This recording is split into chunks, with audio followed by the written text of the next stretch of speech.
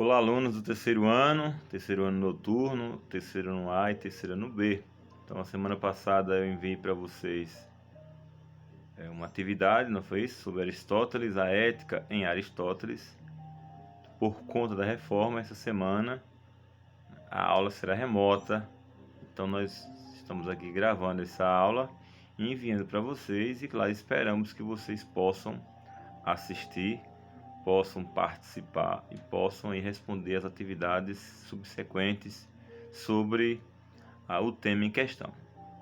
Só rapidamente fazendo uma breve revisão da aula, nós estamos tratando sobre o tema da ética e da moral nessa primeira unidade com vocês. Nós já falamos alguns conceitos, já definimos a diferença entre ética e moral, não foi isso? Nós já fizemos uma diferenciação conceitual, etimologicamente falando, e hoje eu vou retomar isso. Mas quero começar esta aula com um pensamento de um filósofo muito famoso chamado Immanuel Kant. Kant que criou, aqui está Kant, ele criou a expressão, o imperativo categórico, sobre a questão moral. Kant vai nos perguntar o que podemos fazer, qual é o grande objetivo do ser humano nas suas ações éticas e morais. Então Kant diz essa frase, este pensamento, ele elaborou este pensamento e aí ficou famosa a expressão, imperativo categórico. Então, se encontrar por aí ao ler algum livro, for fazer uma prova vestibular, qualquer coisa, quando fala imperativo categórico, lembre de Immanuel Kant, filósofo alemão, um dos grandes filósofos do século XVIII, escreveu diversas obras, crítica da razão pura, crítica da razão prática, crítica dos valores e assim por diante. Então, olha o que diz Kant aí, na sua definição sobre o agir moral do ser humano. Então Kant diz: age como se a máxima de tua ação devesse tornar-se, através de tua vontade, uma lei universal. Então, o que é que Kant está nos dizendo? Que a ação do ser humano, a ação moral, ela é uma ação universal, ou seja, tem validade em qualquer canto desse planeta. Por isso que a ética, ela é uma reflexão sobre o agir moral e sobre esse caráter universal, o que difere da ideia de moral, como veremos. E Kant continuou dizendo assim: age de tal forma que uses a humanidade tanto na tua pessoa como na pessoa de qualquer outro, sempre e ao mesmo tempo como fim e nunca como meio. Então, segundo Kant, a nossa ação, as nossas atitudes éticas, morais, devem sempre dar prioridade ao ser humano, ao nosso semelhante. Então, agir moralmente, segundo Kant, é fazer o bem. É agir a tal ponto que nós preservemos a integridade, a liberdade e a dignidade da outra pessoa. Então, segundo Kant, existe dentro de cada um de nós uma coisa que ele chama de imperativo. Então, existe uma lei moral dentro do nosso coração. Também o apóstolo Paulo vai falar sobre isso. Existe no ser humano um princípio que o leva a agir em vista do bem. Dito isto, vamos só retomar aqui rapidamente a distinção, a diferenciação entre ética e moral. Então, no contexto filosófico, ética e moral possuem diferentes significados. Então, a ética ela está associada ao quê? Ao estudo fundamentado dos valores morais, que orientam o comportamento humano em sociedade. Veja, a ética ela está associada a um estudo, a uma reflexão sobre o agir humano. Então, por isso que faz parte da filosofia, é um dos ramos da filosofia, a filosofia da ação, a ética, a filosofia, a bioética, porque ela reflete sobre o agir humano. Então, o ser humano ele é, por natureza, um animal ético e um animal moral. Porém, a moral ela está relacionada aqui aos costumes, está relacionada aos costumes, às regras, aos tabus e convenções estabelecidas por cada sociedade. Por isso que eu já falei a vocês em outros momentos, sala de aula, que a ética é universal, a moral é particular. A ética é global, a moral é individual. A ética é reflexão, a moral é ação. A ética ela tem como princípio a vida como valor inviolável, enquanto que a moral está situada, está contextualizada e, se quisermos uma palavra da moda, está atomizada, não é? Está atomizada a moral, porque justamente ela está voltada para as nossas ações cotidianas. Então vejamos aqui agora, do ponto de vista etimológico, o que é etimologia? Etimologia não, é etimologia, desculpe o erro aí, viu? É etimos logos. Então, o que é etimologia? É uma ciência que estuda a origem da palavra, a sua formação. Então, a origem da palavra ética vem do grego ethos, que quer dizer o modo de ser, o caráter, ok? Então, ética vem de ethos, está relacionada a caráter, modo de ser. Com o passar do tempo, com a transição do mundo grego para o mundo romano, a filosofia romana, com o helenismo, com a difusão dos valores gregos, então a Roma antiga acabou transformando, traduzindo a palavra ethos para a palavra mos ou mores, que quer dizer costume, e de onde vem a palavra moral. Então observe, ethos, caráter, mor ou mores, costume. Por isso a moral é tão entendida como as nossas ações cotidianas, está relacionada, né, à questão cultural, à questão histórica, né, do ser humano. Então vamos continuar. Observemos nesse pequeno gráfico que a ética ela é ampla, por isso é uma reflexão, por isso é uma discussão, por isso ela envolve, né, a discussão racional, né, das motivações, daquilo que dá sentido à ação humana, lembrando que somente o ser humano é o homem da ação. Então nós agimos, nós somos os únicos seres que agimos e que somos capazes de refletir sobre a nossa própria ação. Daí nasce a ética, né, que é um conceito amplo, um conceito universal.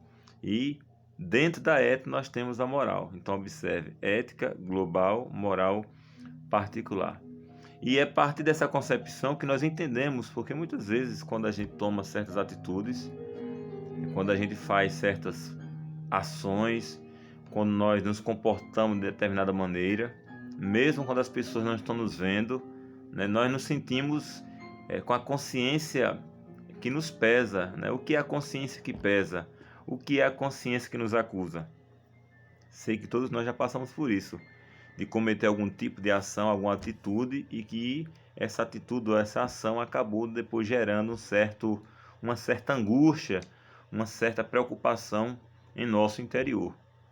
Então, quando nós nos sentimos assim, nós estamos deixando claro e evidente que nós somos seres éticos e seres morais. Por isso nos preocupamos. Na natureza, os animais na natureza, quando nós assistimos, eu gosto de assistir muitos documentários sobre o reino animal.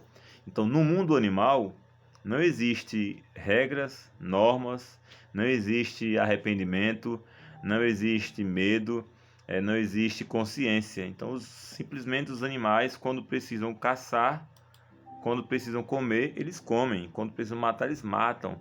Quando precisam, né, matar a própria cria, eles matam. O que acontece, por exemplo, entre os leões. Os leões eles matam os próprios filhotes quando o tempo de caça está ruim, para preservar uma boa parte do grupo. Alguns são sacrificados. Então isso quem fazem? Os animais. O ser humano não. Então o ser humano, nós, né, temos princípios, temos valores, nós temos normas de conduta que acabam nos apontando o horizonte por onde seguir. Então, no dia que nós chegarmos ao ponto em que perdermos essa capacidade de refletir sobre a nossa própria ação, sobre a nossa própria atitude, é porque nós estaremos nos rebaixando, né, ao mundo da animalidade. Então, é preciso que nós tenhamos, né, assim, muita atenção em relação a isso. Nós somos seres éticos, embora vivamos uma crise ética, uma crise moral, né? Mas, apesar de toda essa crise, grande parte das pessoas continuam agindo bem, continuam procurando fazer aquilo que é correto. É só lembrar a atividade que eu passei para vocês, não é isso? Sobre a hipótese daquele senhor, seu Antônio, que acha a bolsa de dinheiro. Nós vivemos uma crise tão grande na ética, na moral, que quando alguém faz a coisa dita correta, essa pessoa ganha holofotes, vai para a mídia, não é? Quando a pessoa encontra uma carteira e devolve, quando a pessoa encontra um objeto que não é dela e devolve, aquilo que deveria ser uma coisa ordinária, porque a atitude ética de não ficar com aquilo que não é seu, acaba ganhando, né, assim, as manchetes na televisão, porque a gente vive esse tempo de crise nos valores, de crise ou de transformação das práticas humanas. Por isso a importância da discussão, da reflexão ética, da discussão moral, para que no nosso cotidiano nós possamos sempre agir, como dizia Kant lá no início da aula, preservando sempre a integridade do outro, que a nossa ação seja a tal ponto uma ação boa, uma ação nobre, que além de nos dar dignidade, também possa garantir a dignidade e o respeito do outro. Então aí está o gráficozinho, ok? A ética ela é ampla, a moral ela é particular. Nós temos aqui agora, observe interessante esse mapa aqui, esse mapa conceitual, e aí nós vamos entender. Então observem, quando nós falamos de ética, o que é que está relacionado à ética aí? Vocês observam, né? Nós temos aí, ela é universal, ela é objetiva, veja que interessante. Por que ela é objetiva? Então, por exemplo, a vida é um valor para a ética. Um valor inviolável. É a vida, a liberdade e a dignidade humana são três valores indiscutíveis. Por isso eles fazem parte da reflexão ética. Porque a vida será sempre objeto de proteção, de cuidado, de respeito em qualquer lugar do mundo. A vida é um valor. Então matar alguém, tirar a vida do outro, né, atentar contra a dignidade da pessoa humana, será sempre considerado como uma ação antiética, porque está ferindo um princípio universal. Então a ética é universal, ela é objetiva, ok? Ela é permanente, então não muda, a ética não muda, então o valor da vida humana ao longo da história ele não muda. As circunstâncias podem até ter passado por transformações, mas a ética continua sendo algo objetivo e permanente. E automaticamente a ética ela gera o que? Teoria, ideias, discussões sobre o assunto. Ela é um princípio, ela estabelece uma normatividade, né? Ela trabalha com a ideia de bem e de mal, né? Mal é tudo aquilo que prejudica a vida humana. Então, quando nós falamos de intolerância, nós falamos de racismo, nós falamos de genocídio, que é quando um povo assassina outro povo. Então, nós estamos falando de ações antiéticas, né? Bem é aquilo que conserva a vida do outro. Ações do bem são ações que preservam a vida, que preservam a natureza, que preservam a diversidade da humanidade e assim por diante. Então, essas são as características da ética. Agora observem a moral. Ela é subjetiva. Por que subjetiva? Porque é de cada sujeito. Então, às vezes, eu já expliquei a vocês, tem coisas que nós fazemos aqui no Brasil que em outros lugares podem ser vistas de maneira imoral. Tem práticas, tem costumes, tem tradições do brasileiro que são escandalosas aos olhos do europeu. Assim como tem práticas, tem atitudes, né, dos americanos que para a gente também é motivo de escândalo e de imoralidades. Por quê? Porque a moral ela é uma coisa subjetiva, é de cada sujeito, é de cada cultura, é de cada povo. Observem que a moral ela é prática, você exerce no dia a dia, né, ações no seu dia a dia. Ela está relacionada a costumes, está relacionada ao tempo. Em que sentido, professor, o tempo? Porque a moral muda. Observe, existem coisas que a gente fazia antigamente que já não se faz hoje. Existem coisas que antigamente não se fazia que agora se fazem. Por quê? Porque a moral ela vai acompanhando o tempo. Isso aí nós podemos discutir, né? Mas a moral ela é temporal, ela vai acompanhando o tempo, né? Está relacionada às condutas, está relacionada à cultura, está relacionada à conduta de regra dos indivíduos, está sobretudo relacionada àquilo que é certo e aquilo que é errado. A ética trabalha com o conceito de bem e de mal. A moral trabalha com os conceitos de certo e de errado. aquilo que pode ser certo para a minha cultura pode ser errado para outra cultura em outro lugar, até no nosso próprio país, ok? E agora vamos ver aqui rapidamente esse quadrozinho sintético. Então, o que é a ética? Ela trabalha com princípio, ela é permanente, ela é universal, ela é regra e ela é teoria. Já a moral, ela é conduta, ela é temporal, ela é cultural, ela é conduta de regra e é uma moral prática, eu estou exercendo o tempo todo, ok? Então ficou claro aí essa divisão entre ética e moral para que vocês nunca mais confundam os conceitos. Embora os conceitos se confundam, sejam muito semelhantes, mas existem as diferenças, né, epistemológicas quando a gente passa a observar e a tratá-los do ponto de vista da sua origem etimológica. Ficou claro? E aqui agora, para hoje, para essa semana, desculpa aí me estender um pouquinho, ok? Mas estou terminando. Então vejam, normas morais e normas jurídicas. O papel do Estado. Então, vejam, nem toda ação moral ela é passiva de uma condição jurídica, de uma condenação perante um juiz. Então, existem práticas que eu posso executar em meu cotidiano que ninguém vai me punir por isso. Por exemplo, ninguém é perseguido, ninguém paga multa porque, sei lá, usa uma roupa curta, dependendo até o ambiente. Mas geralmente ninguém é punido porque tem determinada religião. Ninguém é perseguido porque gosta de comer, sei lá, feijão com açúcar. Ninguém é perseguido porque tem um gosto musical diferente. Então nós temos nas grandes cidades os grupos, né, os skinheads, os hippies, né? Existe a galera aí, os novos grupos, as novas tendências. Mas vejam, essas práticas morais não são práticas condenáveis perante a lei. Porém, existe um conjunto de atitudes e ações do ser humano que elas acabaram se tornando normas jurídicas. E por isso existe a punição. Um exemplo bem claro, eu já dei a você em sala de aula, é em relação à intolerância religiosa. Durante muito tempo, as pessoas eram agredidas, eram, né, violentadas, eram abusadas, eram perseguidas por ser do candomblé, por ser de religiões de matriz africana, por ter uma orientação sexual diferente da dita norma padrão. Só que hoje, essas ações que em outros tempos, do ponto de vista moral, eram inaceitáveis, inclusive eram perseguidas, agora se tornaram ações que o Estado condena, que o Estado pune, né? Então, o racismo, a homofobia, a transfobia, a intolerância religiosa já não são apenas ações imorais, são também ações que o Estado ele pune com prisão, com reclusão e com multa. Então, aqui entra o papel do Estado. Quando nós falamos no Estado moderno, em filosofia, vocês vão lembrar desses três filósofos aí, né? O de cima Thomas Hobbes, o à esquerda aí, à direita John Locke e o à esquerda, embaixo aí, é Rousseau. Eles são considerados filósofos contratualistas. Por quê? Porque são filósofos que teorizaram o papel do Estado na condução da vida em sociedade. Então, segundo Hobbes, o Estado existe para controlar o indivíduo, que ele é por natureza violento. O homem é lobo do homem.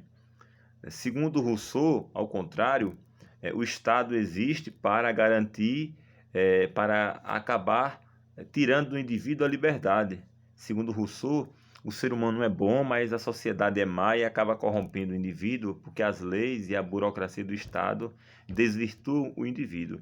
E o terceiro aí, John Locke, dizia que o Estado existe para garantir ao indivíduo a liberdade e a propriedade. Então, mas vejam, são teóricos, são filósofos que pensam o papel do Estado. Então, falar em normas jurídicas é falar na ação do Estado. Nós só vivemos em sociedade porque existe um Estado que tutela as nossas relações, que nos garantem proteção, que nos garantem, né, acesso aos meios para a sobrevivência, que nos garantem o diálogo, que nos garantem a vida em sociedade. Então, o Estado tem papel essencial para a questão das normas jurídicas. Quando eu não respeito uma pessoa, quando eu não valorizo o outro, quando eu assim, assumo práticas racistas, homofóbicas, transfóbicas, sei lá. Então, eu tenho que responder agora perante a justiça. Então, o Estado garante a todos a liberdade de expressão, a liberdade de ir e vir, a liberdade de manifestar crenças e de viver a sua fé, independente da denominação religiosa que ele esteja inserido. Então, essa é a diferença entre normas morais e normas jurídicas. As normas morais, elas com o passar do tempo, acabam se tornando normas jurídicas, porque com o tempo, algumas práticas que em outros momentos não eram nem levadas a sério, chegou a tal ponto a ferir a liberdade do outro, né, a tirar o direito do outro se manifestar e de se expressar, que foi necessário que o Estado criasse normas jurídicas, né, punição, coerção, para que as pessoas aprendam a respeitar o outro, nem que seja na base de leis e de normas.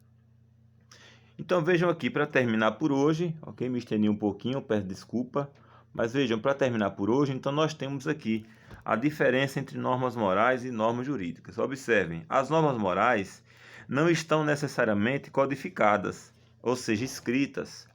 Então não existe um livro assim que orientem as práticas morais do indivíduo. Não existe. Geralmente é a família que ensina, é a escola, é a igreja que orientam como devem ser as ações do indivíduo. Mas veja, as normas jurídicas apresentam-se sobre a forma de códigos, de leis e de regulamentos. No Brasil nós temos uma Constituição Federal, no Brasil nós temos o Código Penal, nós temos o Direito do Consumidor, nós temos Lei de Proteção à Criança e Adolescente, que é o ECA, e assim por diante. Então vejam, quando nós falamos de normas jurídicas, nós falamos da lei escrita, dos códigos, dos regulamentos. Quando nós falamos de normas morais, nós falamos de leis que não estão escritas necessariamente em algum lugar para orientar a nossa prática. As normas morais são a aceitação e o cumprimento que resultam da decisão do indivíduo. Então, as normas morais partem da ação de cada pessoa. As normas jurídicas, no outro lado aí, a aceitação e o cumprimento são impostos pelo Estado. Enquanto que as normas morais são de cada pessoa, as normas jurídicas quem impõe o Estado. Por isso existe o Estado, por isso existe a lei. E aí vem a expressão, né, que eu já disse a vocês em sala de aula, dura lex, sed lex. É dura, é custosa, mas é a lei. E sem a lei a vida não é possível. Terceira bolinha aí nas normas morais, a transgressão é punida com remorso, com a culpa, com a reprovação social e a marginalização do indivíduo. Então vejam, quando a gente comete uma atitude imoral, as pessoas que a sociedade não aprova, que a sociedade reprova, geralmente fica isso na gente, a sensação de culpa, de remorso, né? De reprovação, a sensação de marginalização, não devia ter falado isso, né? Eu fui grosso, sei lá, eu fui mal educado, eu fui ignorante. Então são essas consequências das normas morais. Enquanto que quando nós tratamos de normas jurídicas, o que acontece? As pessoas têm que cumprir as normas, mesmo não lhes pareçam justas. Porque se eu não cumprir, então se eu não respeitar a pessoa, se eu ofender alguém pela sua orientação sexual, se eu ofender alguém pela sua cor, pela sua nacionalidade, pelo seu gênero, então eu vou pagar perante a justiça. Não será apenas uma punição, né, um remorso, não, agora será uma punição objetiva e dura. Então a transgressão é punida com multa, prisão ou mesmo, dependendo do lugar, pena de morte, como eu já expliquei a vocês. Se você entra em um país que diz que lá o tráfico de drogas, a punição é a pena de morte, então se você entra lá com drogas, automaticamente você será punido com a pena de morte, que aconteceu na Tailândia com alguns brasileiros. Um brasileiro que foi morto por traficar drogas lá, e uma brasileira também está lá no corredor aguardando a sua sentença. Galera, valeu, desculpem me estender um pouquinho, mas espero que o vídeo tenha contribuído para o crescimento de vocês. Beleza? Então até mais, se Deus nos permitir.